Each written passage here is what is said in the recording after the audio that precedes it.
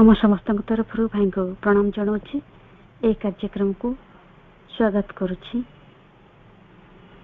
भाई सुभाष भाई।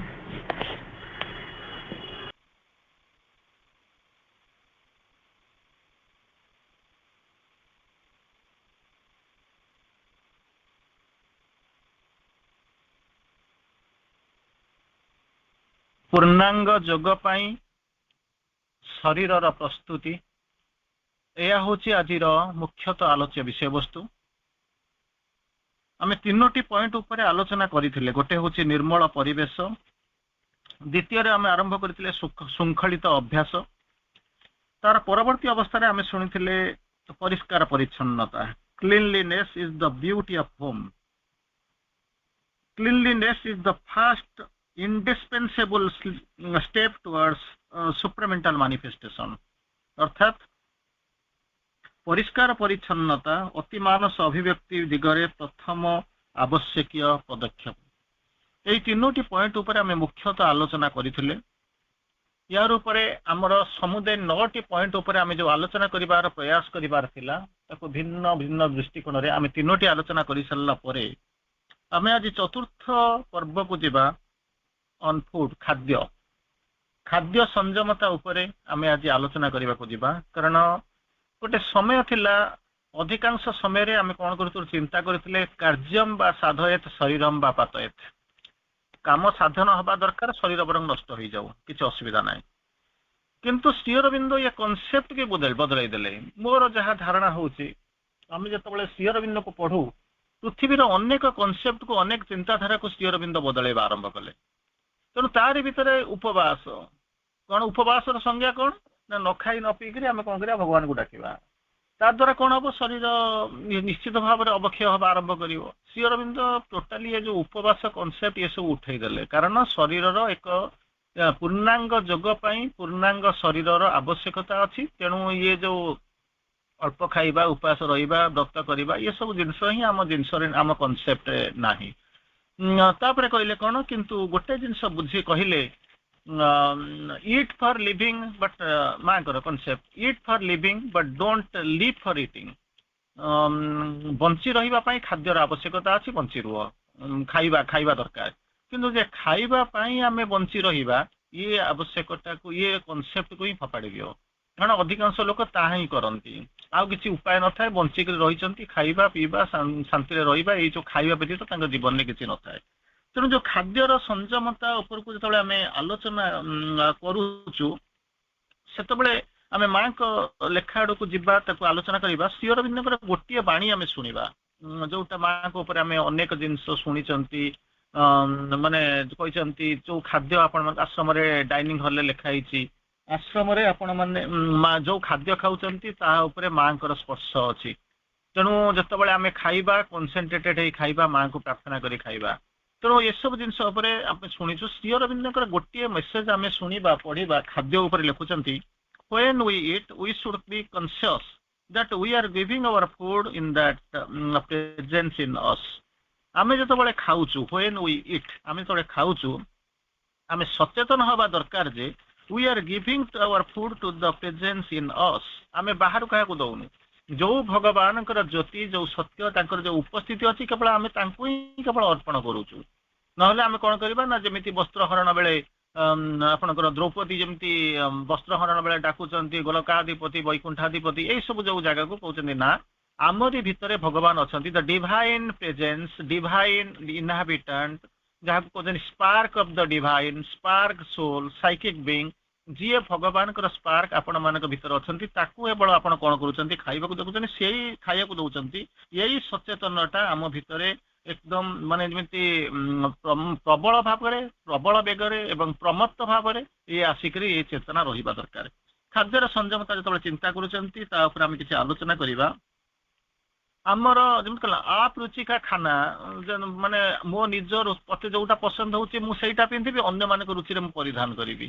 तेणु गोटे लोक कहे उल्टा होन्य मान को जहाँ भल लगुच मुझे खाइबी मत जोटा भल लगुच मुझे पिंधि ये हूँ कौन ना आम ट्रैक रु बाहरी जाऊँ अंततः सो फार सोशिएबिलिटी इज कंसर्न सामाजिकता को लेकर ପରବର୍ତ୍ତୀ ଅବସ୍ଥା ରହୁଛନ୍ତି କଣ, ଶରୀରର ରୁଚି ବିରୁଦ୍ଧରେ ଯଦି ଆମେ କିଛି ଖାଇବା ଶରୀର ତାହାକୁ ପ୍ରତିରୋଧ କରେ।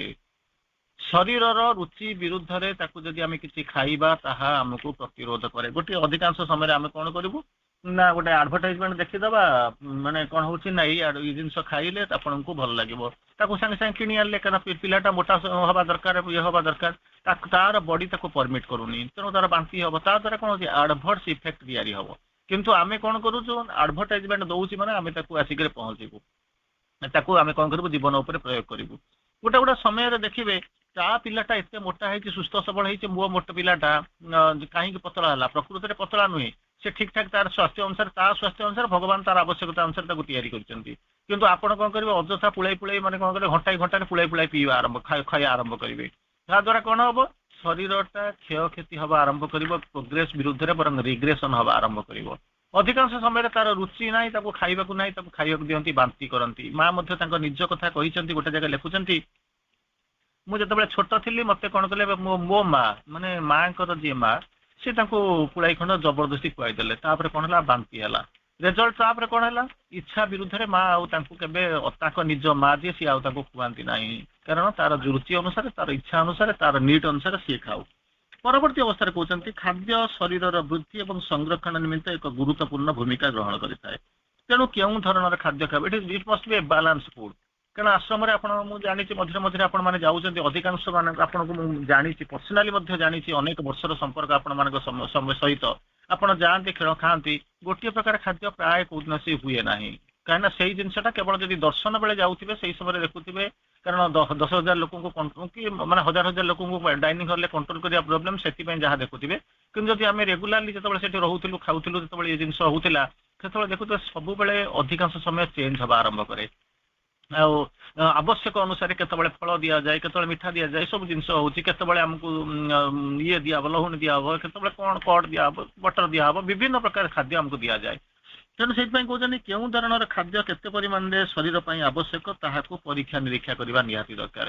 ଆଉ ସେ ଗୋଟାଏ ଦିନରେ ହୁଏନି, ତା ପରବର୍ତ୍ତୀ ଅବସ୍ଥାରେ କହୁଛି ଶ୍ରୀ ଅରବିନ୍ଦ ତାପରେ କହୁଛନ୍ତି ଖାଦ୍ୟ ଆମର ମନ ତିଆରି କରେ।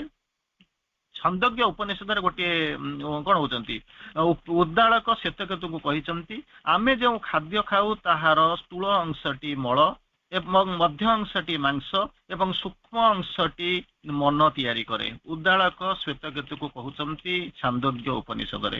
କଣ କହୁଛନ୍ତି, ଆମେ ଯେଉଁ ଖାଦ୍ୟ ଖାଉ ତାର ସ୍ଥୂଳ ଅଂଶଟି ମଳ ତିଆରି କରେ, ମଧ୍ୟ ଅଂଶଟି ମାଂସ ତିଆରି କରେ, ସୂକ୍ଷ୍ମ ଅଂଶଟି କଣ କରୁଛି ନା ମନ ତିଆରି କରେ। ତେଣୁ ଆମେ ଯୋଉ ପାଣି ପିଉ ତାର ସ୍ଥୂଳ ଅଂଶଟି ମୂତ୍ର, ତାର ମଧ୍ୟ ଅଂଶଟି ରକ୍ତ ତିଆରି କରେ ଏବଂ ସୂକ୍ଷ୍ମ ଅଂଶଟି ଗୋଟେ ହଉଛି କଣ ଭାଇଟାଲ ଏନର୍ଜି, ପ୍ରାଣ ଶକ୍ତିରେ ପରିଣତ ହୁଏ। ପୁନଶ୍ଚ ଆମେ ଯୋଉ ତେଲ ଘିଅ ଇତ୍ୟାଦି ତେଜବର୍ଦ୍ଧକ ଖାଦ୍ୟ ଖାଉ ତାର ସ୍ଥୂଳ ଅଂଶଟି କଣ କରେ ନା ହାଡ ତିଆରି କରେ, ମଧ୍ୟ ଅଂଶଟି ମଜ୍ଜା ତିଆରି କରେ ଏବଂ ସୂକ୍ଷ୍ମ ଅଂଶଟି କଣ କରେ ବାକ୍ ତିଆରି କରେ। ଯେଉଁ ଖାଦ୍ୟ ଯେପରି ଖାଦ୍ୟ ସେଇପରି ମନ। ତେଣୁ ସେ ସାତ୍ବିକ, ରାଜସିକ, ତାମସିକ, ସେଇ ଅନୁପାତରେ ଆପଣଙ୍କର ମନ ହବ, ମାନସିକତା ପ୍ରସ୍ତୁତ ହବ। ସାତ୍ବିକ, ରାଜସିକ, ତାମସିକ ଖାଦ୍ୟ ଅନୁସାରେ ଆମର ପ୍ରକୃତି ମଧ୍ୟ ସାତ୍ବିକ, ରାଜସିକ, ତାମସିକ ବା ରାଜସିକ ଏମିତି ହୋଇଥାଏ। ତେଣୁ ତାକୁ ସଂଯମତା, ଖାଦ୍ୟ ପାଇଁ ଆମର ସଂଯମତା, ଶରୀର ବୃଦ୍ଧି ଏବଂ ପୁଷ୍ଟି ସାଧନ ପାଇଁ ତଥା ରୋଗ ଶୂନ୍ୟତା ପାଇଁ ଏସବୁ ଜିନିଷର ଆବଶ୍ୟକତା ଅଛି। ତାକୁ ମା ମଧ୍ୟ ଚମତ୍କାର ଭାବରେ ଗୋଟେ ମେସେଜରେ କହୁଛନ୍ତି, ଆମକୁ କହୁଛନ୍ତି, ପ୍ରାଥମିକ ସୂଚନା ଦେଇ କହୁଛନ୍ତି, ଆମେ ଖାଦ୍ୟ ଖାଇବା ବଞ୍ଚିବା ପାଇଁ, କିନ୍ତୁ ଖାଦ୍ୟ ଖାଇବା ନାହିଁ ପାଇଁ ବଞ୍ଚିବା ନାହିଁ। ପ୍ରଥମେ ଯୋଉ ମେସେଜଟି ଆପଣଙ୍କୁ ଦିଆ ହେଇଥିଲା, ଖାଦ୍ୟ ଖାଇବା ବଞ୍ଚିବା ପାଇଁ, କିନ୍ତୁ ଖାଦ୍ୟ ଖାଇବା ପାଇଁ ବଞ୍ଚିବା ନାହିଁ। କିନ୍ତୁ ଆମେ ନର୍ମାଲି ସେଇଆ କରୁ, ଆମର ଲୋଭ ଥାଏ, ଇଏ ଥାଏ, ଆମେ ସବୁ ବସିକରି ଖାଇବା ଆରମ୍ଭ କରୁ। ଅଧିକାଂଶ ସମୟରେ, ଅଧିକାଂଶ ଯୁଗରେ, ଅଧିକାଂଶ ସମୟରେ ମଧ୍ୟ ଆପଣ ତାକୁ ଲକ୍ଷ୍ୟ କରନ୍ତି। ଆଡେ ମନା କରୁଛନ୍ତି, ଡାକ୍ତର ମନା କରିଛି, ସେଟା ଦେଖିଲା ବେଳକୁ ଲୋଭ ସେଇଭଳିଆ ହବ। ତେଣୁ ଲୋଭ କରିବା ନାହିଁ। ତାର ପରବର୍ତ୍ତୀ ଅବସ୍ଥାରେ କଣ ହଉଥିଲେ କହୁଛନ୍ତି, ଏଣେ ତେଣେ ଖାଦ୍ୟ ଖାଇକିରି ଆମେ ପୁଳାଏ ଏପଟୁ ଖାଇବା ସେପଟୁ ଖାଇବା, ପେଟ ପୁରେଇବାର ଆମର ଅଭ୍ୟାସ ଅଛି। ଛେଳି ପରି ସବୁବେଳେ ପାଟି କଣ କରୁଛୁ ନା ଚିକଣ କରୁଥିଲେ ପେଟ ରୋଗ କଣ ହଉଥିବ ନା ବାହାରିବା ଆରମ୍ଭ କରିବ।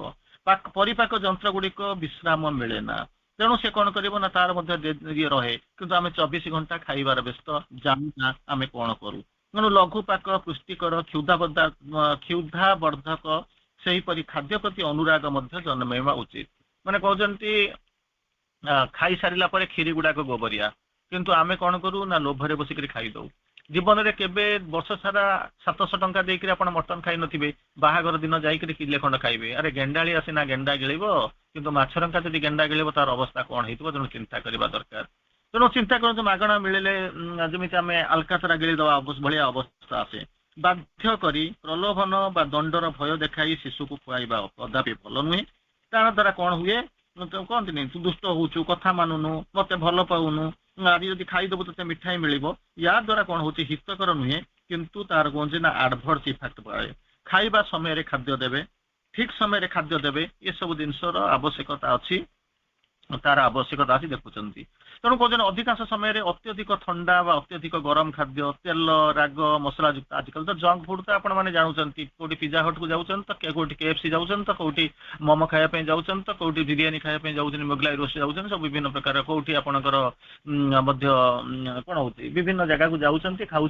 ये सब जिन जाऊँ किंतु अंततः केतबळे तंबाकू सेवन मद्यपान जो जिनस गुड़ाक आम मना अच्छी केते गुड़ा जिनस जमी कहती आपण मैंने एजुकेशन में पढ़ेला बेले आपण मैंने जानी बुझुवे कौन सत्य कुह ना मिछ कुह ये जो ये आ भितर पार्थक्य कौन जानत सत्य कुह से केवल गोटाए माइंड जो थी से केवल सत्य व्यतीत अन्य किसी चिंता करनी तार ठीक जिनसा अर्थ हूँ कौन ना प्लस रे प्लस गुणिले प्लस हम माइनस रे माइनस गुणिले प्लस हम तेणु आप कहे मिथ्या कुह ना ता माने मिथ्या कुह नाही माने सत्य कुह बोलिक आपण कहते किंतु मिथ्या कुह नाही माने सत्य कुह बोलिक तार अर्थ नुहे सत्य कुह मिथ्या कुह नाही माने गोटे हूँ सत्य गोटे हूँ असत्य आ गोटे हूँ अर्थ सत्य गोटे पॉजिटिव गोटे नेगेटिव आ गोटे जीरो तेणु से कौन करुच्चे ना मिथ्या कुह नाही माने से सत्य कह कि सत्य आड़ को टेंड कर जीरो रे बस से लोकटा कन्फ्यूज कर से कौन भाविबा आरंभ कर मिथ्या कुह नाही मते कहते माने मु आगे जानिबा दरकार से मिथ्याटा कौन तेणु से मिथ्या को जाणु जाणु जाणु जाणु जीवनटा चली जाव कारण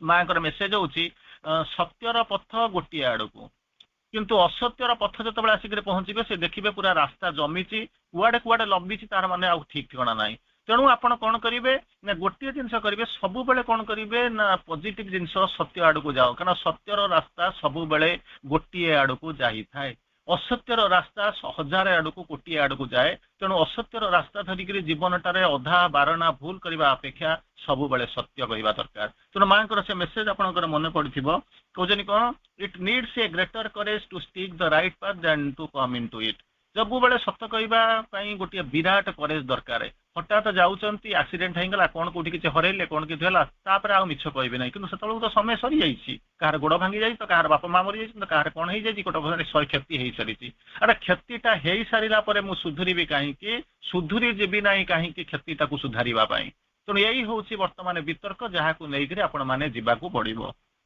तार परवर्ती अवस्था कहते खाद्य प्रति शरीर तपस्या महत्वपूर्ण दुर्योधन अशुद्ध रण्य परिपोषित हो दुर्योधन जो खाद्य दौला तार अशुद्ध अन्न परिपालित होू कौन है ना शरीर को माने भीष्म शरीर जो रक्तपात है अर्जुन शर द्वारा भीष्म मुहरु सत्यवान निःसृत होता जो जानते कारण से परिस्थिति पड़ी तार असत्य खाद्य को आसवे कहते खाद्य असत्य केमी कौन है बोलिक जो कहते सेटा हूँ कौन असत्य खाद्य कौन जगह असत्य हो न कि खाद्य भितर जो चेतनाटा रोचे से हूँ नेगेटिव चेतना जहाँकि कौन करुच्ची आपन को तलितलांत करने आरंभ करुच्ची तार परवर्ती अवस्था कहते खाइबा संगे संगे आम भितर कहते 3 प्रकार खाद्य आम शिशु माने आम ग्रहण करता गोटे हूँ प्रोटोप्लाज्म गोटे हूँ एयर गोटे हूँ इम्प्रेशन 3टा जिनस जीवन शक्ति प्रोटोप्लाज्म ए वायु एयर आ गोटे हूँ इम्प्रेशन या धरिक आसुँच तेणु जीवन शक्ति हूँ एक भौतिक खाद्य वायु हूँ प्राणिक खाद्य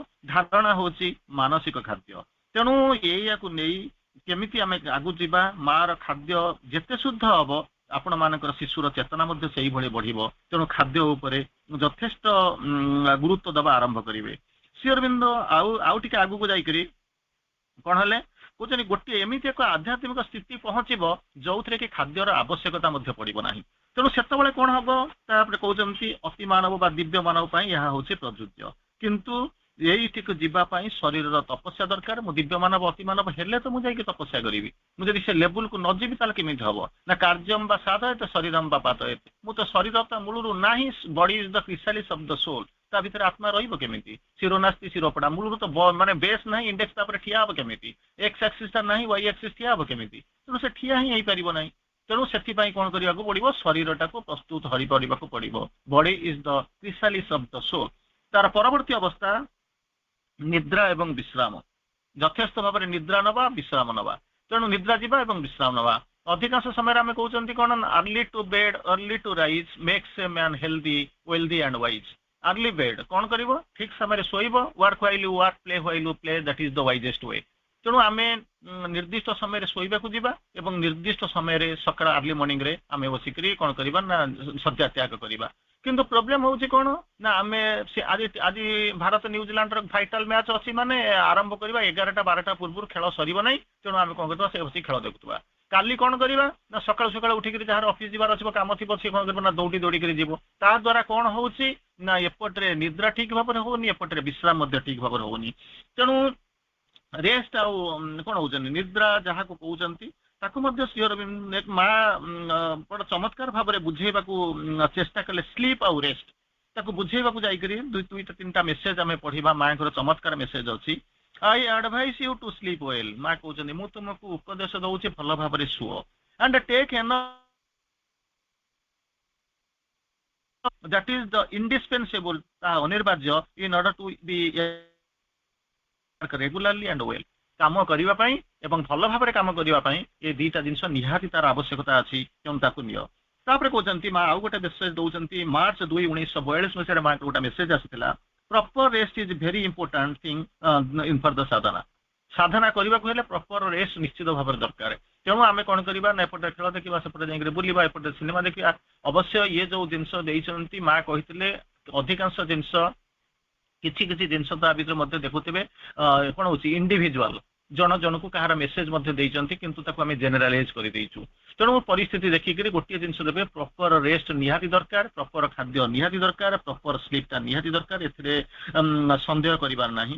तापरे गोटे मेसेज जतबेले माँ को जड़े पचारि सुरेंद्र जोहर स्त्री जाकर माँ को मागुच माँ मत गोटे मंत्र दिए से माँ मंत्र दौरान माँ माँ माँ जप करी केतबेले ना शोइबार 10 मिनिट पूर्व उठिबा परे 10 मिनिट पर्यंत माँ नाम जप कर।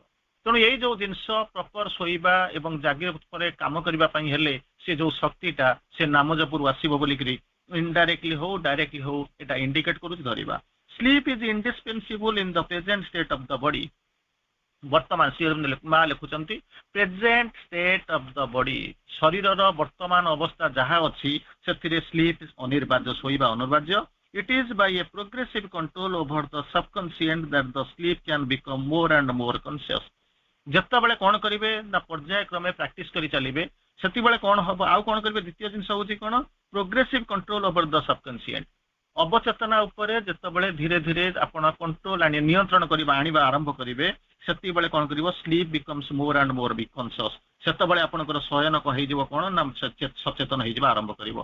किंतु जहाँ भी हेले ना कहीं यही हूँ सत्य कथा आपन को विश्राम दरकार ताकू आम देखा जोटा फिजिकल एडुकेशन आपण दरकार होची ताकू आम कौन करूँ जमी आपण मैंने गीता पढ़ी थे जमी श्रीकृष्ण अर्जुन को कहते मला बेलू गोटे लोक जदि भगवान को डाकी सी भगवान के थ्रू हुए मत प्राप्त हो मत डाकिले प्राप्त हो जन्म मरण मुक्ति पाई तापर से से बुझेबा चाहते जब भूत कथा भाभी भूत को प्राप्त हवा आरंभ कर जमी मृत्यु पूर्वर कथा ये सेमती शोइबा पूर्वर कथा हूँ से राति जदि आप सिनेमा स्टार को देखिक शोइबे राति सारा सिनेमा स्टार को देखुवे जदि माँ को देखिक भाविक शोइबे ताले माँ को देखुवे जदि भूत प्रेत को देखिक शोइथिबे ताले राति भूत प्रेत को देखिए। तेणु चॉइस इज इंपोर्टेंट आपन को बुझा हम मुझे कौटी आसबि तेणु मुझे कौ चेतन रही से हूँ चेतनार कथा।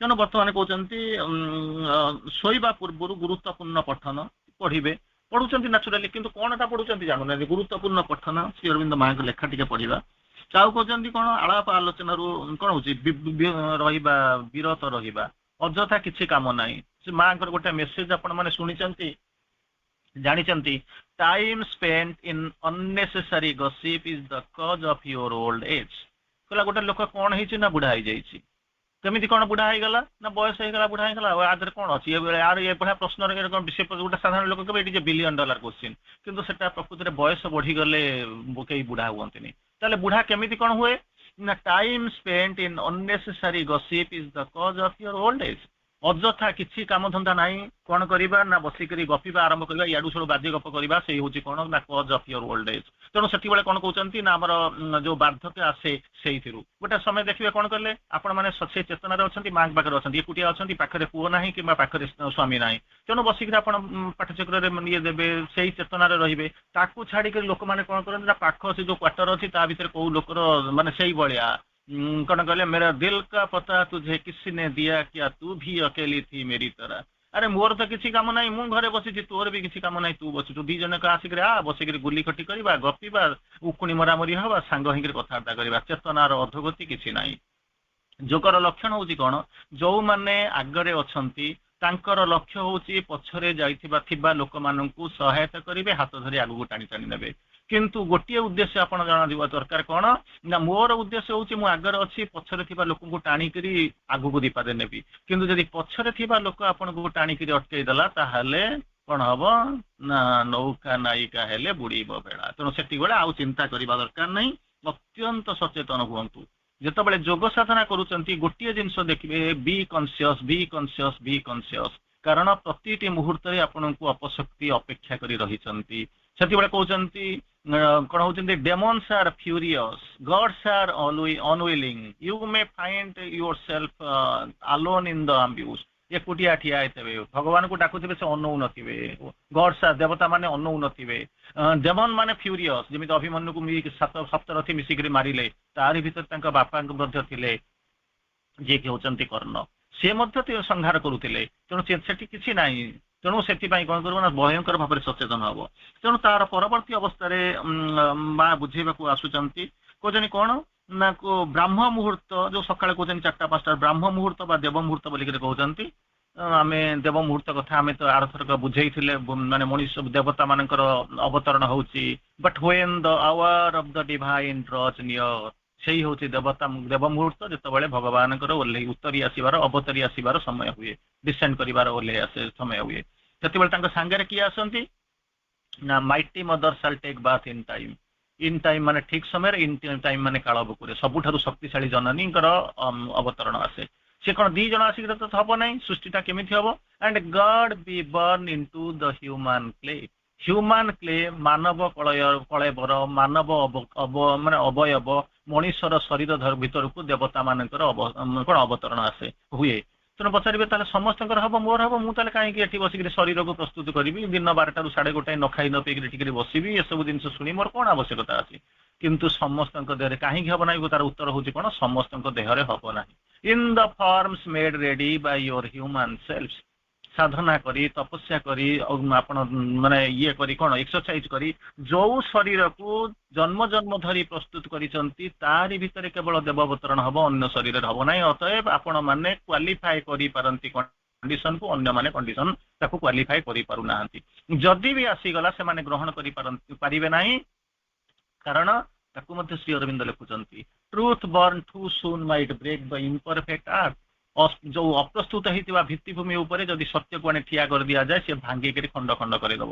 ତେଣୁ ଏ ପୃଥିବୀ ତାକୁ ଭାରା ସମ୍ଭାଳି ପାରିବ ନାହିଁ। ତେଣୁ ସେଥିପାଇଁ କଣ କରିବାକୁ ନା ପ୍ରସ୍ତୁତ ହବାକୁ ପଡିବ। ନା ତାପରେ ପଚାରିବା ପୃଥିବୀରେ କେହି କଣ ପ୍ରସ୍ତୁତ ନା ପୃଥିବୀ ଅପ୍ରସ୍ତୁତ। ତାହେଲେ ପ୍ରସ୍ତୁତ ହଉଥିଲେ କିଏ ସେ ନା ଗଙ୍ଗା ଯେତେବେଳେ ଖସିଥିଲେ ସେତେବେଳେ କଣ କରିଥିଲେ ନା ଜଟା ଦେଖେଇ ଦେଇଥିଲେ କିଏ ସେ ନା ଶିବ ଗଙ୍ଗା ଜଟା ମଧ୍ୟ ଦେଇକରି ଧରାବତରଣ କରିଥିଲା। ଠିକ ସେଇଭଳିଆ ପ୍ରୋବ୍ଲେମ ହଉଛି କଣ ଯେତେବେଳେ ଅତିମାନସ ଶକ୍ତି ଅବତରଣ କରିଛି ସେତେବେଳକୁ ମଧ୍ୟ ପୃଥିବୀ ପ୍ରସ୍ତୁତ ନଥିଲା। 2 ଜଣ ଲୋକ ତାକୁ ଗ୍ରହଣ କରିପାରିଥାନ୍ତେ 2 ଜଣ ଲୋକ ବି ଆମେ କହିପାରିବା ନାହିଁ କାରଣ ସେ ହଉଛନ୍ତି ଅତିମାନବର ଅବତାର ଯେ ଆପଣଙ୍କ ପାଖରେ ବସିଛନ୍ତି ମା ଶ୍ରୀ ଅରବିନ୍ଦ 2 ଜଣଙ୍କର କେବଳ ଶକ୍ତି ଥିଲା ସେ ସାମର୍ଥ୍ୟ ଥିଲା କଣ କରିବା ପାଇଁ ନା ସେ ଶକ୍ତିକୁ ଗ୍ରହଣ କରିବା ପାଇଁ। ଅତଏବ ସେମାନେ ଗ୍ରହଣ କଲେ ଯେମିତି ଅତିମାନସର ଶକ୍ତିକୁ ତଳେ ଭୂମା ବିତରଣ କରିବା ପାଇଁ ପୃଥିବୀରେ ଛୁଇଁ ରଖିବା ପାଇଁ Shri Aurobindo died at will ଇଚ୍ଛା ମୃତ୍ୟୁ ଗ୍ରହଣ କଲେ। ଠିକ ସେଇଭଳିଆ ପ୍ରତି ମୁହୂର୍ତ୍ତରେ ଆପଣ ଜାଣିକିରି ହଉ ଅଜାଣିକିରି ହଉ ଆପଣ ଅତିମାନସର ବାୟୁକୁ ସେବନ କରୁଛନ୍ତି ଆପଣ ମାନଙ୍କ ଶରୀରର ଗଢା ହେଇଛି। ତେଣୁ ଶରୀରଟାକୁ ପ୍ରସ୍ତୁତ କରିବା ହଉଛି ତେଣୁ ତାରି ଯୋଉ ଶରୀରଟା ପ୍ରସ୍ତୁତ ହଉଛି ସେଇ ଶରୀର ଭିତରକୁ ଦେବାବତରଣ ହବ ଏବଂ ତାହା ଅତିମାନସ ପାଇଁ ଏବଂ କଣ କରିବ ନା ପ୍ରସ୍ତୁତ ହବା ଆରମ୍ଭ କରିବ। ତାପରେ କହୁଛନ୍ତି କଣ କଲେ ପିଲାମାନେ ଆସିକି ବାପା ଆସିକି ପହଞ୍ଚିବ ପିଲାଟା କାହିଁ ବେକାର ଶୋଇଛି ତାର କିଛି କାମ ନାହିଁ ଅଫିସରେ ଆସିକି ପହଞ୍ଚିছে ଗାଳି ଗୁଳାଜ କରିକି ସେଠି ଆସି ହୋ ହା ହେଇକି ଆସି ପହଞ୍ଚିଛି ପିଲାଟା କାହିଁ କାମ କରୁନି ତାକୁ କଣ କରିବା ନା ପୁଳାଇ କାମ କରିଦବା। ତେଣୁ ତାପରେ ସେଠୁ କଣ କରିବେ ସେ ତାର ଯଥେଷ୍ଟ କଣ କରନ୍ତି ପିଲାମାନଙ୍କର କଣ ହଉଛି ତାକୁ ଜୀବନ ବହୁତ ଗୁଡା କାମରେ ଲଗାନ୍ତି ବୋଲ କରାନ୍ତି କାମଟା କରିବା ଦରକାର କାରଣ some sort of work is necessary for the proper balance of the body କିନ୍ତୁ କଣ ହଉଛି ଆମେ ତାକୁ ଦେଖୁଛୁ କଣ କହିଲେ ସିଏ ଦିନ ସାରା କାମ କରିଛି ଦିନ ସାରା ପଢିଛି ଦିନ ସାରା ଖଟିଛି ସବୁ କରିଛି ଆମେ ଆସିକି ପହଞ୍ଚିଲା ବେଳକୁ ବିକଜ ସିଏ ଶୋଇ ପଡିଛି ତେଣୁ କଣ କରେ କାମ କରିବା ଆରମ୍ଭ କର ଅଧିକାଂଶ ସ୍ୱାମୀ ଆସିକି ପହଞ୍ଚିବେ ସ୍ତ୍ରୀ ଆସିକି ଟିଭି ଦେଖୁଛି କଣ ନା ମୁଁ ଦିନ ସାରା ବୁଲି ବୁଲିକି ଖଟି ଖଟି ଆସିକି ଇଏ ଆସି ଶୋଇବ ସେ ବୁଝିପାରୁନି ଯେ ବୋଧେ ସିଏ ଭାବୁଛି ମୁଁ ଯାଇକି ଅଫିସରେ କାରବାର କରୁଛି ମତେ ବୋଧେ କଷ୍ଟ ହଉଛି ଯିଏ ରୋଷେଇ କରିକି ଯୋଉ ପିଲାଙ୍କୁ ଖାଇ ଗାଈ ଗୋରୁ ବୁଝୁଛି ମାନେ ଗଛରେ ପାଣି ଦଉଛି ସିଏ ବୋଧେ ତା କାମଟା ବୋଧେ କାମ ନୁହେଁ ତେଣୁ ସବୁ ଯାକ ଗୋଟେ ଜିନିଷ ଧରିବାକୁ ପଡିବ ସଚେତନ ହବାକୁ ପଡିବ ତାପରେ କହୁଛନ୍ତି ଯେତେବେଳେ ପିଲାଟି ଯଦି ଆପଣ ଯେତେବେଳେ ରେଷ୍ଟ ନେଉଛନ୍ତି ସେତେବେଳେ କଣ କରିବେ ନା ପ୍ରପର ମାନେ କଣ ହଉଛି ତାର ବ୍ୟାଘାତ କରିବେନି ତାକୁ ଭଲ ଭାବରେ ରେଷ୍ଟ ଦେବା ଆରମ୍ଭ କରିବେ ତେଣୁ ଯଦି ରେଷ୍ଟ ଯଦି ସେ ନ ପାଇବ ତାପରେ ସେ କଣ କରିବ ନା ଚିଡିମିଡା ହବ ଇଏ ସବୁ ହବ ଶରୀରର ମାନେ ରେଷ୍ଟଟା ଦରକାର ବୁଝି ଯୋଉ ରେଷ୍ଟ କଥା ଆପଣ କହିଲେ ତାପରେ ଗୋଟେ ଦେଖୁଛନ୍ତି ଆପଣ ଚମ୍ପକଲାଲଙ୍କ ଏକ୍ଜାମ୍ପଲ ଜାଣିଛନ୍ତି ଦିନରେ 24 ଘଣ୍ଟା ମାଙ୍କ ସେବାରେ ରହି ବିଶ୍ରାମ ନେବାକୁ ସମୟ ପାଉନଥିଲେ ମାଙ୍କର ଇଶାରାରେ ସେ 2-3 ମିନିଟ ମାତ୍ର ବିଶ୍ରାମ ନେଇ ସତେଜ ହେଇଯାଉଥିଲେ କାରଣ ସେ ଭାବୁଥିଲେ ଯଦି ମୁଁ ଶୋଇ ପଡିବି ତାହେଲେ କଣ ହବ ନା ମାଙ୍କର କାମ ବ୍ୟାଘାତ ହବ ଯେମିତି ଲକ୍ଷ୍ମଣ କଣ କରୁଥିଲେ ରାମଙ୍କ ସହିତ ଯାଇକରି ନିଦ୍ରା ତ୍ୟାଗ କରିଥିଲେ ଠିକ ସେଇଭଳିଆ ଅବସ୍ଥା ଚମ୍ପକଲାଲଙ୍କର ହେଲା ଚମ୍ପକଲାଲଙ୍କର ଯଦି ହେଇପାରିଲା ତାହେଲେ ହ୍ୱାଟ୍ସ ରଙ୍ଗ ୱିଥ୍ ଅସ୍ ଆମେ ଜାଣିନୁ ସଚେତନ ହେଇନୁ ଜାଣି ନଥିଲେ ଠିକ ଅଛି ଏବେ ତ ଜାଣିଲେଣି କିନ୍ତୁ ତାହା ଯଥେଷ୍ଟ ନୁହଁ କାରଣ ମା ତାଙ୍କ ପାଇଁ କରୁଥିଲେ ସେବା କରୁଥିଲେ ତେଣୁ ତାପରେ ପରେ ଅନେକ ସ୍ତର ଅଛି ଆପଣ ଭାବନ୍ତୁନି ଯୋଉ ଦିନ ଚୈତନ୍ୟତା ସହିତ ସଂଯୋଗ ସ୍ଥାପନ କରିବେ ସେଦିନ ଯୋଗ ଆରମ୍ଭ ହବ ଯୋଗ ଆରମ୍ଭ ହବ ରିଲିଜ ଅଫ ସୋଲ ସ୍ପିରିଟ୍ସ ଫ୍ରିଡମ ଆଣ୍ଡ ଗ୍ରେଟନେସ ତାପରେ ଧୀରେ ଧୀରେ ଧୀରେ ଧୀରେ କେତେ ଯେ ଯିବେ ନହେଲେ ପଢିଥିବେ ଯେତେବେଳେ ଆପଣ ଷ୍ଟେପ ବାଇ ଷ୍ଟେପ ସହିତ ନିଶ୍ଚିତ ଭାବରେ ପଢିଥିବେ କାରଣ ଏଥିରେ ଆପଣଙ୍କ ଗ୍ରୁପରେ ଅଧିକାଂଶ ମୁହଁ ମୁଁ ବୋଧେ ମତେ ଲାଗୁଛି ମୋର ଚିହ୍ନା ଚିହ୍ନା ମୁହଁ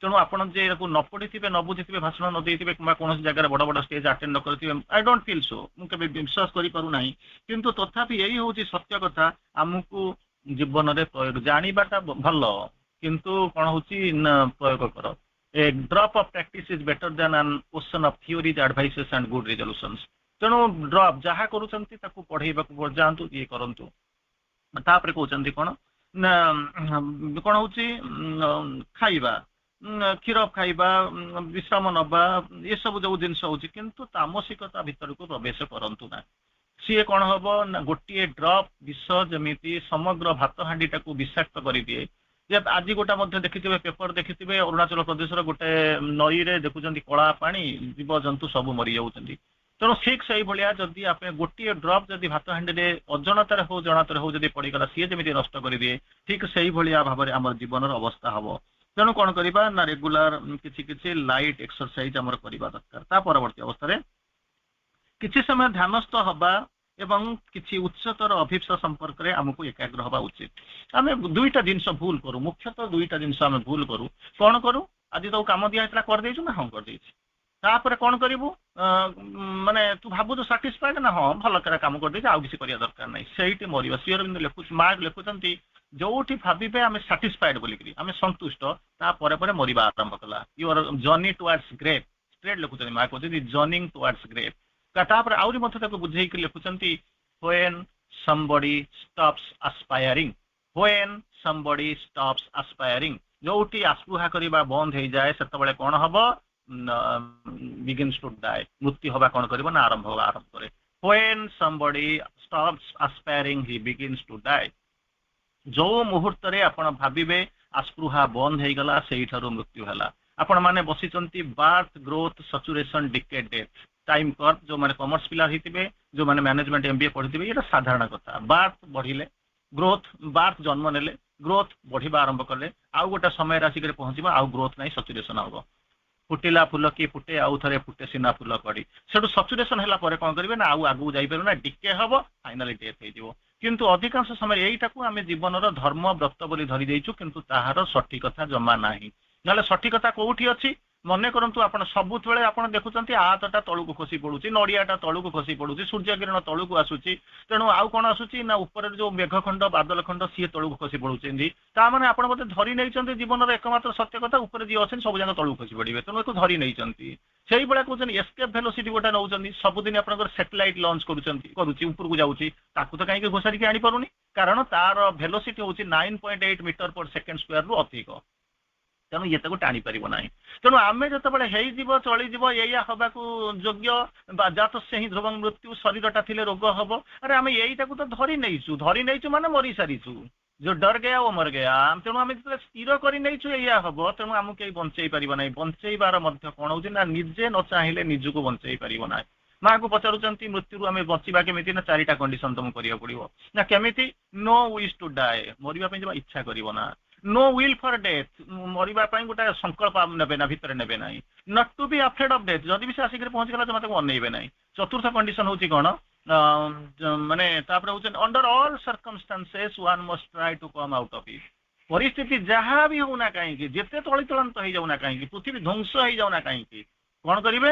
one must try to come out of it, come out of it, ମୃତ୍ୟୁ ଚେତନାରୁ କଣ କରିବେ? ବାହାରି ଆସିବେ। ଏକ୍ସାମ୍ପଲ ନଉନାହାନ୍ତି, ବାହାରରେ ଘନ ଗର୍ଜନ ହଉଥିବ, ବାତ୍ୟା ଚାଲିଥିବ, ଝଡ଼ ଚାଲିଥିବ, ମାନେ ଝଡ଼ର ଦୁନ୍ଦୁ ବି ଶୁଭୁଥିବ, ତେଣୁ ତାରି ଭିତରେ କୁଟୁଥିବ, ମାନେ ଜାଣିବେ ସୃଷ୍ଟିଟା ଯେମିତି ମହାବାତ୍ୟା ହେଇଗଲା, ଧ୍ୱଂସ ହେଇଯିବ। ତାରି ଭିତରେ ଚିନ୍ତା କରନ୍ତୁନି ନା କଣ, ଗୋଟେ ଏଡ଼ିକି ଟିଏ ମା ଚଢ଼େଇ ତା ଦିଟା ମାନେ ଅଣ୍ଡାକୁ ଦିଟାକୁ କଣ ମାନେ ଘୋଡେଇକିରି ବସିଥିବ। କାହିଁକି ଘୋଡେଇକିରି ବସିଥିବ? କାରଣ ସିଏ ଜାଣିଛି ଇଏ ଝଡ଼ ଚାଲିଯିବ, ଆଗାମୀ କାଲି ଯୋଉ ନୂଆ ସୂର୍ଯ୍ୟ କିରଣ ଆସିବ, ଆଉ ତାରି ଭିତରେ ମୋ ଅଣ୍ଡାରୁ କଣ କରିବ ନା ଦିଟା ସୁନ୍ଦର ଛୁଆ ଜନ୍ମ ହେବେ। ଯଦି ଗୋଟେ ଚଢ଼େଇ ଚିନ୍ତା କରିପାରୁଛି, ଆପଣ ମାନେ ଅତିମାନସର ଜଗତର ଯାତ୍ରୀ ହେଇକରି ଆସିକରି ପହଞ୍ଚିଛନ୍ତି 2020ରେ ଆପଣଙ୍କର ଇଏ ଅର୍ଗାନାଇଜେସନ ମାନେ ଆପଣଙ୍କର ଖୋଲା ହେଇସାରିଲାଣି। ଚିନ୍ତା କରି ଦେଖନ୍ତୁ ମୁଁ କୋଉଠି ଅଛି, ହ୍ୱେୟାର ରିଅଲି ଆଇ ଷ୍ଟାଣ୍ଡ, ମୁଁ କୋଉ ଜାଗାରେ ଅଛି, ସାଧନାରେ କେତେ ବାଟ ପ୍ରୋଗ୍ରେସ କରିଛି କେବଳ ଆପଣ ହିଁ ଜାଣିଛନ୍ତି। କାରଣ ଥର୍ମୋମିଟରରେ ସିନା ଟେମ୍ପରେଚର ମପା ଯାଇପାରିବ, ସାଧନାର ଟେମ୍ପରେଚର କେବଳ ଆପଣ ହିଁ ଜାଣିବେ, ଆଉ ମା ହିଁ ଜାଣନ୍ତି। ତାର ପରବର୍ତ୍ତୀ ଅବସ୍ଥାରେ କହୁଛନ୍ତି କଣ କରିବାକୁ ପଡିବ, ଅଧିକାଂଶ ସମୟରେ ରାତ୍ରି ଅଭିସାର, ବହୁ ରାତ୍ରି ପର୍ଯ୍ୟନ୍ତ ଗପସପ, ଆମୋଦ ପ୍ରମୋଦ, ନୃତ୍ୟ ଗୀତ, ଚଳଚ୍ଚିତ୍ର ଆଦି ଉପଭୋଗ, ଭୋଜି ଉତ୍ସବ ମାନଙ୍କରେ ଯୋଗଦାନ, କାର୍ଯ୍ୟ ସମାପନ ପାଇଁ ଅଯଥା ରାତ୍ରି ଉଜାଗର, ଦୁଃସାହସିକ କାର୍ଯ୍ୟ ବା ଯାତ୍ରାର ଆୟୋଜନ, ମଦ୍ୟପାନ, ବିନା ସର୍ତ୍ତରେ କଣ କରୁଛି ଆମେ ସବୁ ପ୍ରଶ୍ରୟ ଦଉଛୁ, ଏସବୁ ଜିନିଷରୁ ବିଚ୍ୟୁତ ହେବେ। ଆପଣ କହୁଛନ୍ତି କଣ ଆମର ଯୋଉ ମନା ହେଇଛି ଆମକୁ, କଣ କହୁଛନ୍ତି ପଲିଟିକ୍ସ କରିବ ନାହିଁ, ସେକ୍ସ କରିବ ନାହିଁ, ଏ ସବୁ ଯୋଉ ଜିନିଷ ଆମକୁ ମନା ହଉଛି, ଯୋଉଟା ମନା ହେଇଛି ଆମେ ସେଇଆ ହିଁ କରୁ। ଯେତେବେଳେ ଆପଣଙ୍କୁ ଏକ୍ସାମ୍ପଲ ଦେଲି କଣ ନା ମିଛ କହିବ ନାହିଁ, ଆଗେ ମୁଁ ମିଛଟା କହିସାରେ ତାପରେ କଣ ହଉଛି ମୁଁ ଜାଣିବାକୁ ଯିବି। ତେଣୁ ଏଇଭଳି ଜିନିଷରେ ମାନେ ମୋର କିଛି ନାହିଁ। ଶ୍ରୀ ଅରବିନ୍ଦ ଲେଖୁଛନ୍ତି ମଣିଷର ସଂଜ୍ଞାକୁ ଏ ଡେମିଗଡ୍ ହୁ ହର୍ଟସ୍ ହିମସେଲ୍ଫ ଆଟ୍ ଏଭ୍ରି ଷ୍ଟେପ୍, ପ୍ରତ୍ୟେକ ମୁହୂର୍ତ୍ତରେ ନିଜେ ନିଜ ଗୋଡରେ କୁରାଡି ମାରୁଛନ୍ତି, ଆପଣଙ୍କୁ କେହି ମାରୁନାହାନ୍ତି, ନିଜେ ହିଁ ନିଜର ହତ୍ୟାର କାରଣ ହଉଛନ୍ତି। ଗୋଟେ ସମୟ ଆସିକରି ପହଞ୍ଚିଥିଲା, କିଏ ମାରିଲା ନା ସେମାନେ ଆସିକରି ମତେ ମାରିଦେଲେ, ଠିକ ଅଛି କିଛି ଅସୁବିଧା ନାହିଁ। ତାପରେ ଗୋଟେ ସମୟ ଆସିକରି ପହଞ୍ଚିଲା କଣ, ଆରେ ମାନେ କିଏ ହାଣୁଛି, କାଠ କହେ କିଏ ହାଣୁଛି ନା ମୋରି ଭାଇ ମତେ ହାଣୁଛି। ତାର ଗୋଟେ ସମୟ ପରେ ପରବର୍ତ୍ତୀ ଅବସ୍ଥାରେ ଆସିକରି ପହଞ୍ଚିଲା, ଆପଣ କହୁଛ କଣ, ଶ୍ରୀ ଅରବିନ୍ଦ ଲେଖୁଛନ୍ତି ଏ ଡେମିଗଡ୍ ହୁ ହର୍ଟସ୍ ହିମସେଲ୍ଫ ଆଟ୍ ଏଭ୍ରି ଷ୍ଟେପ୍, ଆରେ ସିଏ ତତେ ବାହାର ଲୋକ କେହି ମାରୁନାହାନ୍ତି, ତୋରି ଭିତରୁ ତୁ ନିଜେ ନିଜକୁ ହତ୍ୟା କରୁଛୁ।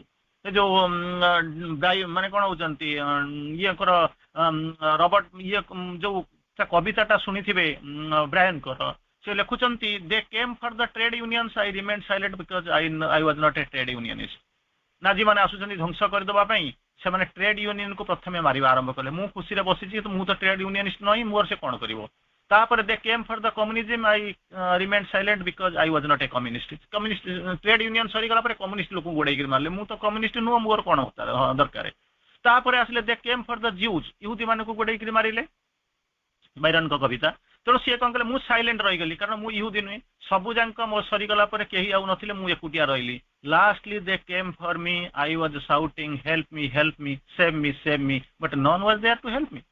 ସବୁ ଯାକ ଟ୍ରେଡ୍ ୟୁନିୟନିଷ୍ଟ ଚାଲିଗଲେ, କମ୍ୟୁନିଷ୍ଟ ବାଲା ଚାଲିଗଲେ, ଜିଉ ମାନେ ହତ୍ୟା ହେଇଗଲେ। ତାପରେ କିଏ ଥିଲେ ନା ଯେମିତି ମାନେ ଆପଣଙ୍କର ଗଙ୍ଗା ଦତ୍ତ ଯେମିତି ସେଇ ମାନେ କଣ ହଉଛି ପୁଅ ଭିତରେ ଥିଲା, ଏକୁଟିଆ ଚିତ୍କାର କରୁଛି ମତେ ରକ୍ଷା କର, କେହି ନାହାନ୍ତି, କାରଣ ରାସ୍ତା ବଞ୍ଚିବାର ସମସ୍ତ ରାସ୍ତା ମୁଁ ହଜେଇ ଦେଇ ସାରିଛି। I was shouting, help me, save me, but none was there to help. ଅନ୍ତତଃ ସେଠି ଗଙ୍ଗଦତ୍ତ କୌଣସି ପ୍ରକାର ସିନା ଚଢିକିରି ମୁକ୍ତି ପାଇଗଲା ସାପ ଠାରୁ, କିନ୍ତୁ ଆମେ ମୁକ୍ତି ପାଇ ପାରୁନାହୁଁ। ଏବେ ବି ମଧ୍ୟ ଆମେ ଚିନ୍ତା କରିବା ଦରକାର। तार परवर्ती अवस्था कहते सुनियंत्रित व्यायाम एक्सरसाइज प्रति मुहूर्त आम करूँ कौन करवा एक्सरसाइज अनुलोम विलोम कपालभाति जे आपण मैंने करुँच ता नुहे लोक कौन कर आम फिजिकल को ए शरीर को स्टिक करने आम रखा किंतु लोक मैंने कौन कर शरीर को ठीक करने व्यायाम करूना कहीं गोटे लाइन इंग्राजी आप शुणी what cantt be cured must be endured एमती किसी रोग अच्छी जार उपशम ना से कौन करना ना सहवाक पड़ो आ कौन अच्छी डाक्तर समस्ते फेरई मना कर यार आउ किसी सल्यूशन ना से कौन करने पड़ो ना जाऊँगी टी एक्सरसाइज करने अनुलोम विलोम कपालभाति ये जिन करा पड़े अरे मरीगला गोटे गछ मरवा पूर्व जो झाऊलिबा आरंभ करे प्रथमे पानी दिंतु रेगुलारली पानी दिंतु द्वितीय कौन होची ना जब झाऊलिबा आरंभ करुच्ची पानी दियार कौन प्रोब्लेम अच्छी से तार केयर नियंतु मरी जाइतिबा गछटा ऊपर ढालिले मु कौन करि परिबि चिंता करी देखंतु तेणु एबे भी समय अच्छी जो समय रे जहा दरकार सेही जिनस करबा को पड़िबो समय कहूची तुटाई मोह बेଳ थाउ थाउ लेउटी जाओ काले कुहुड़ी हेबो बाट देखा न जीव काले मेघ ढांकी देव चंद्र उदिया तेणु समय थाउ थाउ एबे भी समय अच्छी सतर्क हवा मरीगला किसी करा बेटर हाथ में जो मीनटाई अच्छी समुद्र में सार्क ठार निश्चित भाव में भल यहाँ चिंता करी आमे जीवा तेणु कौन करवा शरीर पुष्टि बा चर्चा सुचिंतित क्रम विकास मूलक व्यायाम कार्यक्रम द्वितीयटी हूँ कौन प्रतिदिन कर्तव्य और कर्म तेणु एक्सरसाइज करवा कर्म करवा श्री अरविंद माँ जो मेसेज आप पढ़ी work is the body's best prayer for the divine some sort of work is necessary for the proper balance of body तेणु ये दुईटा जिनस को जाई सारा पर आम कौन करूँ कौन करवा ना औषध खाईदवा गैसटा होगा औषध खाइबा अरे तो गैसटा है कहीं ना मु ठीक समय खाइली अच्छा ठीक समय खाइलु नहीं औषध खाई भल हो जाऊँ तेणु शरीर दायित्व नेलुनी ना नाई ना नेली ना आंटीबायोटिक गुड़ा खाଇବା आरंभ कला गैस हवा आरंभ कला तेणु गैस हो सारा गोटाए केना माड़गला माने कौन गोटाए भूल को लुचेवाई आप कौन आउ 3टा भूल करवा आरंभ कले तापर कौन है ना शरीर में 2टा सत्य थिला गोटे हूँ सर्टिट्यूड ऑफ क्योर गोटे हूँ सर्टिट्यूड ऑफ विक्ट्री आप औषध न खाइले आप शरीर में सामर्थ्य अच्छी सी कौन कर निजक निजे से बंचईदब किंतु आप औषध खाई निजर जो रोग प्रतिरोधक शक्ति को आप कौन करें नष्ट करदे सेकेंडटा हूँ कौन ना सर्टिट्यूड ऑफ विक्ट्री विजय निश्चय लाभ कर शरीर कोण अनुकोण भीतर गोटे अच्छी विलिंग माने कौन हो डिटर्मिनेशन ता भीतर अच्छी सी कौन कर रक्षा करने आरंभ कर किंतु आप कौन करुँच ना औषध उपर निर्भर करुँच नुहे डाक्तर पाक जा बेलू से लिखिथे औषध कौन कर चमत्कार भाव से लिखिथे मु चिकित्सा करे सी क्योर करती अरे जी सियोर क्योर करती सी मो भितर ता भितर मुझे छाड़ी न छाड़ी मुझे गोटे डाक्तर को माने कौन हो मीडिया करने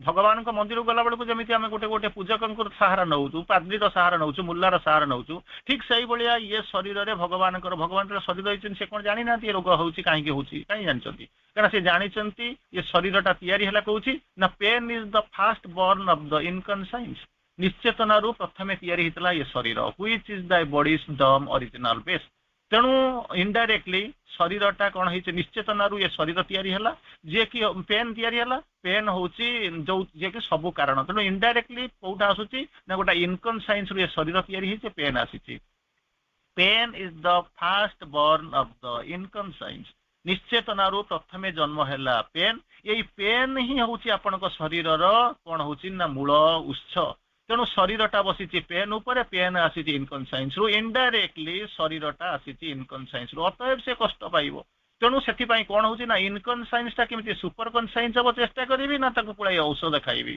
यही जिनस आम न जाणिक कौन करूँ ना निज हाथ में निजुक मारुचु आ कौचु कौन ना भगवान आमको बंचई पारे गोटे क्वेश्चन आप माँ को पचारा माँ को आसला गोटे क्वेश्चन आसला माँ तोर शक्ति मो प्रयोग कर मो रोग भल हो कारण औषध गुड़ा कम करूनी माँ कहते तो बेस ही ना कौटी ठिया हम बेस ना जेपर्यंत सचेतन न जेपर्यंत या नथिबो से पर्यंत कौन करना किसी करें तार परवर्ती अवस्था कहते कौन हो ना जदि शारीरिक माने दृष्टि जदि नदेवे शरीर उपर ताहले कौन हम ना शरीर गंठी गोटे छोट पिलार जब केयर नदे गंठी मेरुदंड मांसपेशी स्नायु ठीक भाव में बढ़ी पार ना तेणु कौन कर ना गोटे मांसपेशी को ये करने पड़ो संचालन करने पड़ो एक्सरसाइज करने पड़ो ये सब जिन करवा दरकार तापर अधिकांश समय आम एक्सरसाइज हो बर्तमान तो आपंकर कटक भुवनेश्वर देखिए दी हाथ माने हाफ किलोमीटर दूर में गोटा गोटा जिम अच्छी जो सब जाक जो अच्छी आम पार्क फार्क अच्छी ता भर गोटा जिम्नास्टिक आप देखिए स्कूल रे आप पीटी रखिंट तेणु माने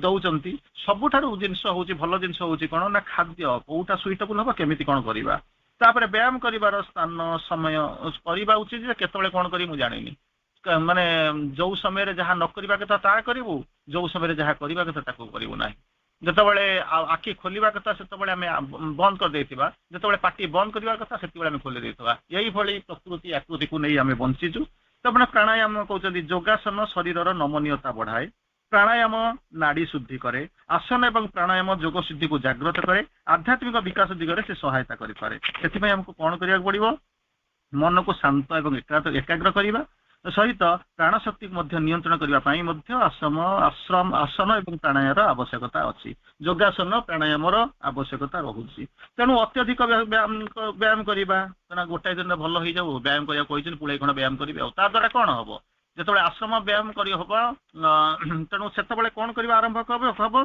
शरीरटा अनिष्ट हम जदि कम करदेबा शरीरटा क्षति होची तेणु मत बुझा पड़ो जे करी ना हाँ that determination that must be there तापर करुँची कौन केते गुड़ा जिन करुँची अरे सतरे हम तो कहीं मत अमेरिका फेरी देती रुषिया फेरी देती बम्बे फेरी देती एटा कले हम कौन होती विश्वास तो मूढ़ी विश्वास माने मिल हरि तर्के बहुत दूरे तेणु मत कौन करने पड़ुଛି एठी कहते भय अविश्वास संदेह विभेदता संकीर्णता यही सब जिनस हूँ कौन यही सब जिनस आसला कौन हम निजर निरपेक्षता आंतरिकता साहसिकता सहिष्णुता ग्रहणशीलता साधुता अकपटता जो यही सब जिनसर कौन होची ना तार विकास हवा दरकार केमिति कौन विकास हम ना मुझे सरल हेले ये सब जिनस आसीज जमी कहले ना 3 जन आसिक पहुँचले कहते आज्ञा आम जीवु ना किए से तुम आसुच ना मु गोटे श्रद्धा सी होती माने कौन संपत्ति आउ जन हूँ समृद्धि 3टारू कौन दरकार बापा कौच कौन ना मोर पैसा पत्र दरकार माँ कौच कौन ना मोर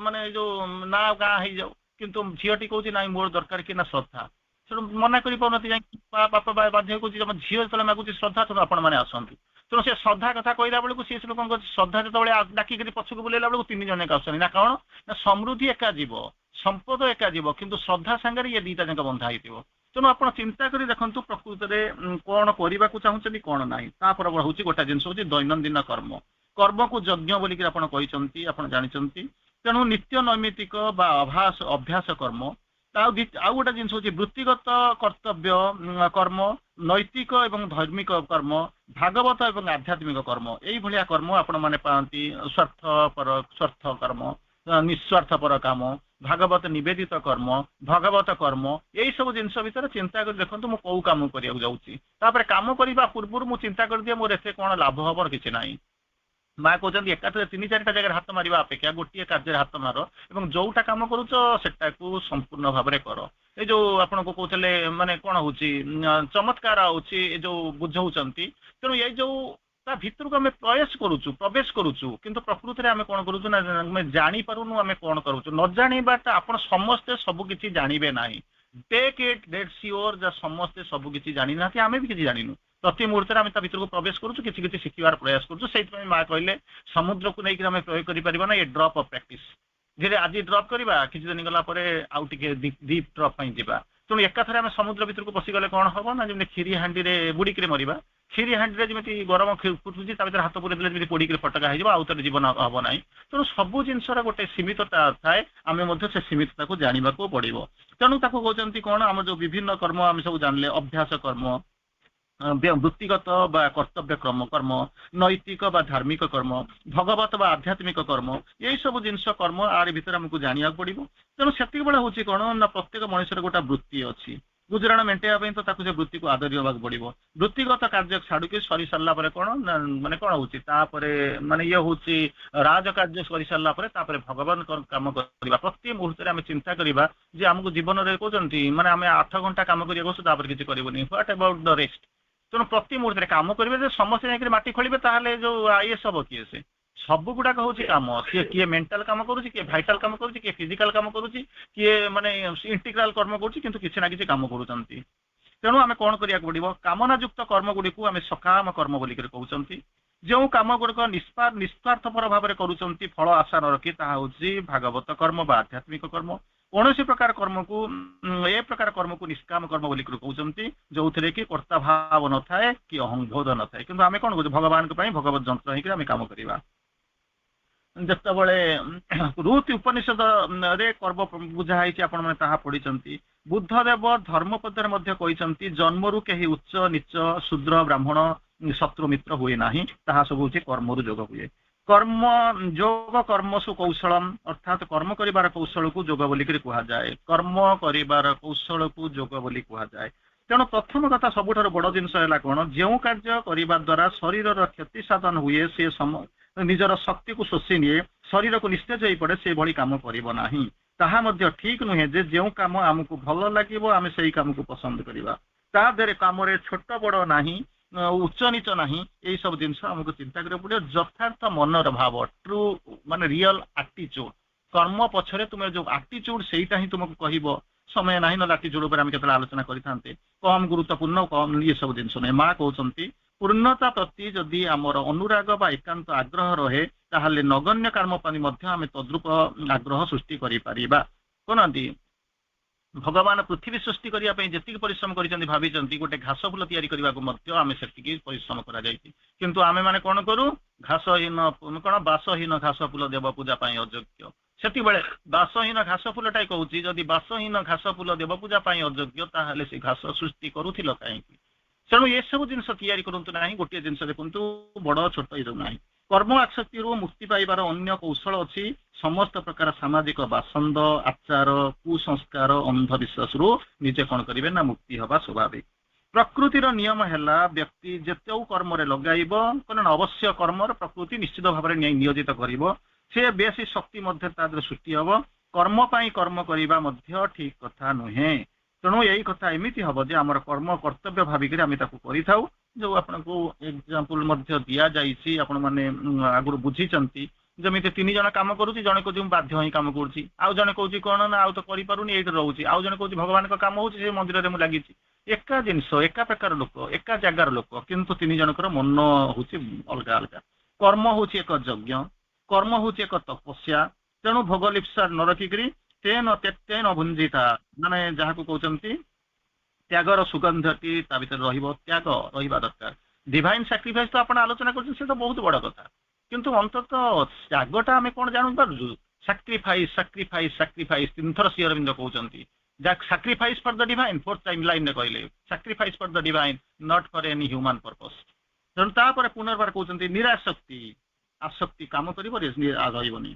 ତାପରେ କହୁଛନ୍ତି କଣ, କହୁଛନ୍ତି କଣ, କର୍ମର ଜଞ୍ଜାଳରୁ ମୁକ୍ତି ମିଳିଲା ବୋଲିକିରି ଆମେ ଅନୁଭବ କରିପାରିବା ସେତେବେଳେ ଭଗବାନଙ୍କ ପାଖରେ ଆମେ କଣ କରିବା, ଉପସ୍ଥିତ ହବା। ଆଉ ଯୋଉ କର୍ମ କରିବା, ଖାଇଲା ବେଳକୁ ଯେମିତି ଆପଣ ଭାତ ଗୁଣ୍ଡାଟାକୁ ନେଇକି ଭଗବାନଙ୍କୁ ମାନେ ଦେଇ ଦଉଛନ୍ତି, ଠିକ ସେଇଭଳିଆ କଣ କରିବେ ନା କର୍ମ କଲା ବେଳେ ତାକୁ ନିବେଦିତ କର୍ମ ହେଇକି କହୁଛନ୍ତି। ତାପରେ କହୁଛନ୍ତି ହଉଛି ଗୋଟେ ଦିବ୍ୟ କର୍ମୀର କର୍ମ। ଆରେ କର୍ମର ଯିଏ କରେ ସିଏ ହଉଛି କର୍ମୀ, ଦିବ୍ୟ କର୍ମ ଯିଏ କରିବ ସିଏ ହଉଛି ଦିବ୍ୟ କର୍ମୀ। ତେଣୁ ଦିବ୍ୟ କର୍ମୀ ଯୋଉ କର୍ମ କରିବ ତାକୁ ଯିବା ପାଇଁ ସେ ଚେତନାକୁ ଯିବାକୁ ପଡିବ।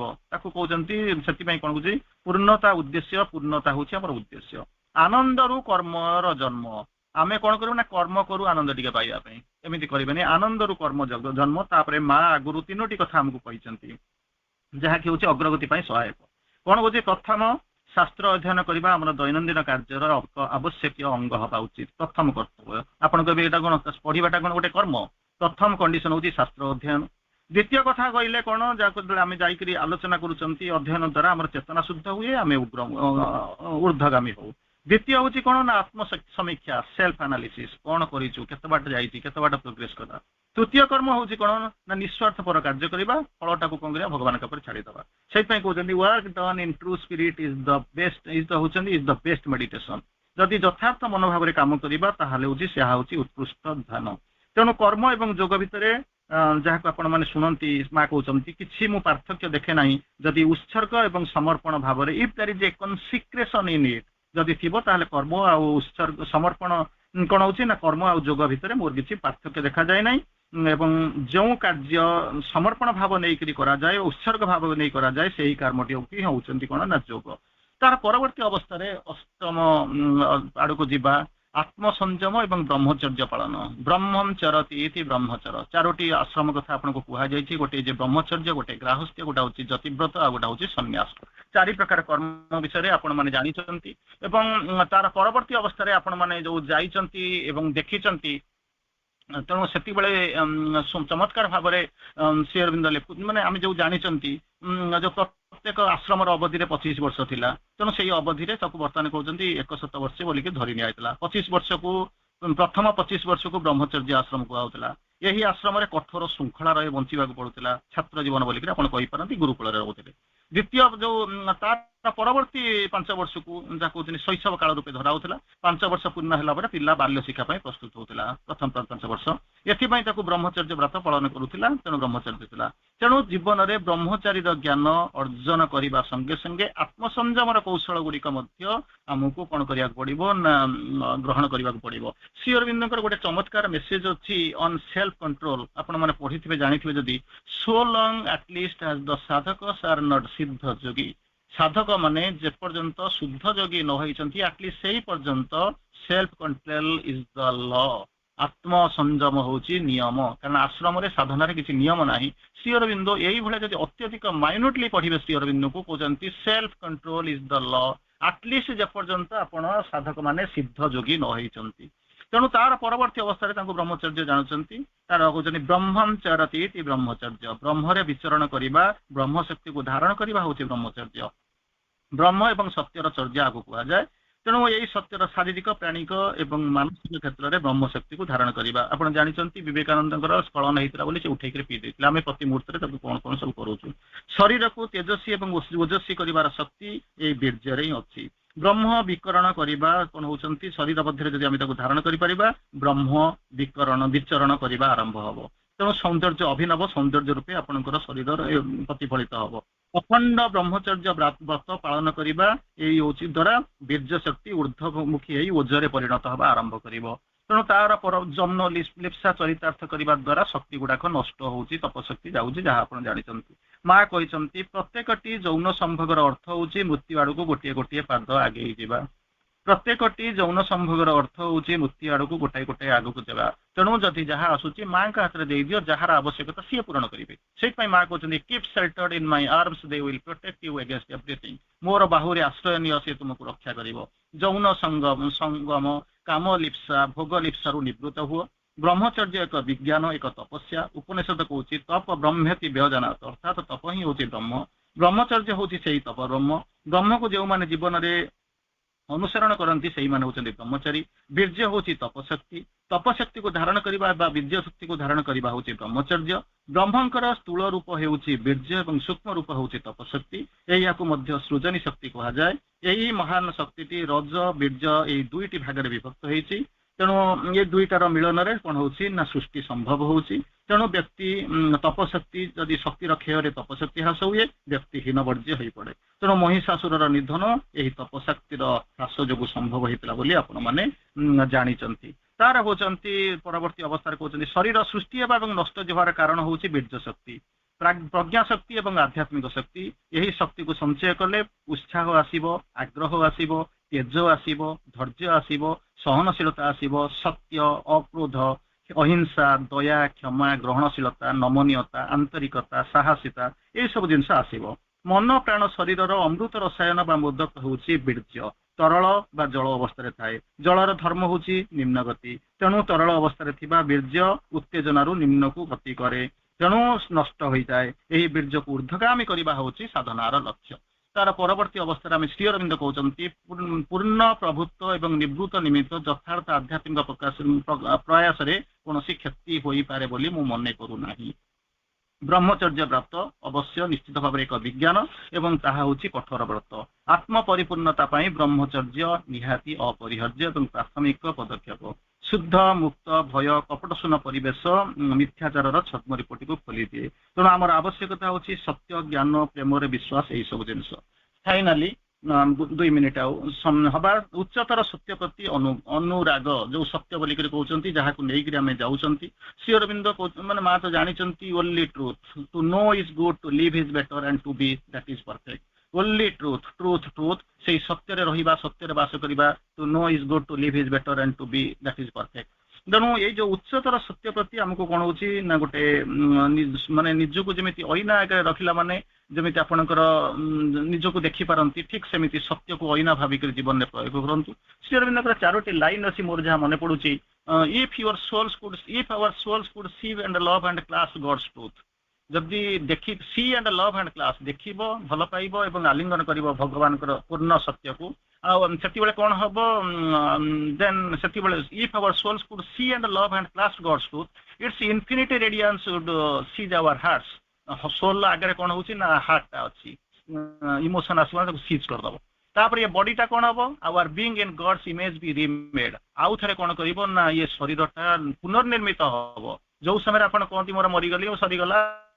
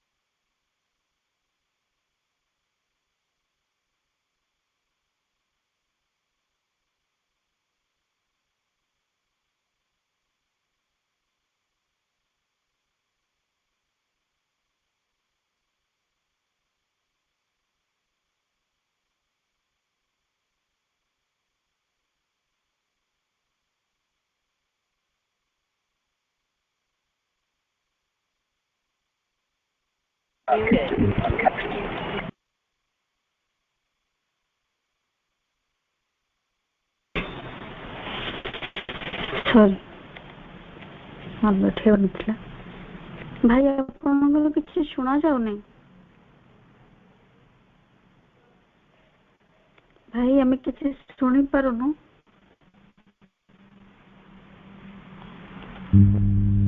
कर दियंतु अपा कॉल कर दियंतु आपन को केमिति होस्ट कर जिवो मु जानि पारोनी प्रेजेंटर टाको टच करबी ना कोन आपन भाई को फोन कर दियंतु मे बी डिस्कनेक्ट हिचंती कि कोन आज्ञा आज्ञा कहूँ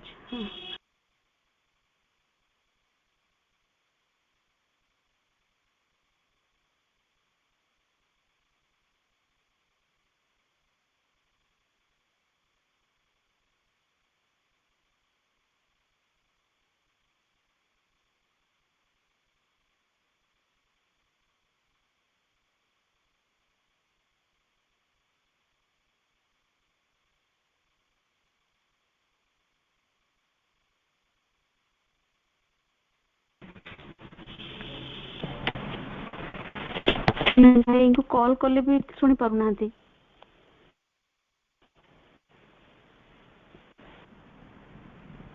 तो भाई तो डिस्कनेक्ट आज ये रखते बा ना पर कथा कौन कर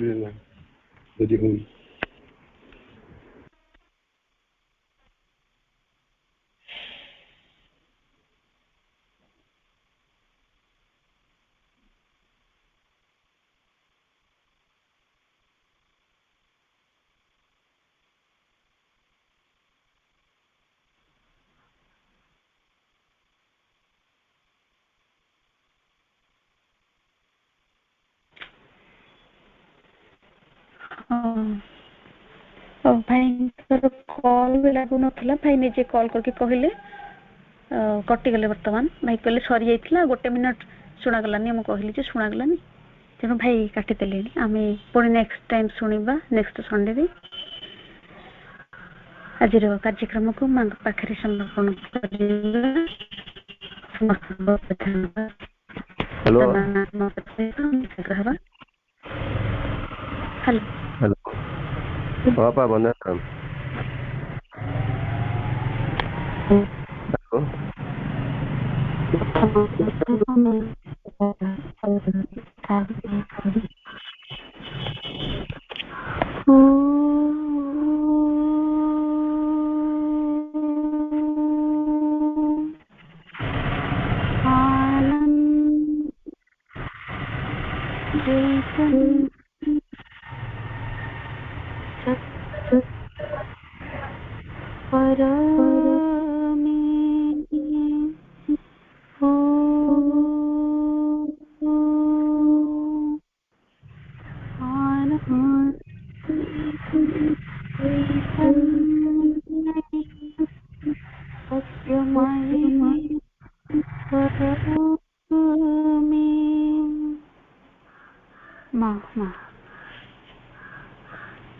माँ का पाखरे अशेष कृतज्ञता